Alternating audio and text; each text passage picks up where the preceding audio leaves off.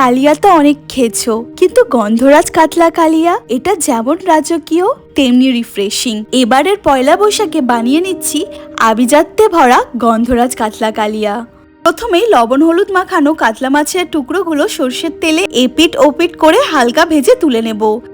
এবার ওই তেলেই দিয়ে দেব শুকনো লঙ্কা আর গোটা গরম মশলার ফোড়ন।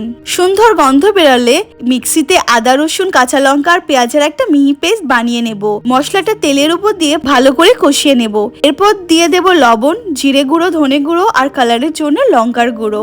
গ্রেভিটা আরো রিচ বানাতে দিয়ে দেব বাদাম, টক দইয়ের একটা সিল্কি পেস্ট। তোমরা কাজু বাদামও ব্যবহার করতে পারো। মশলা থেকে তেল ছাড়তে শুরু করলে যোগ করব সামান্য চিনি ফ্লেভারটা ব্যালেন্সের জন্য, আর পরিমাণ মতন জল দিয়ে ফুটিয়ে নেব।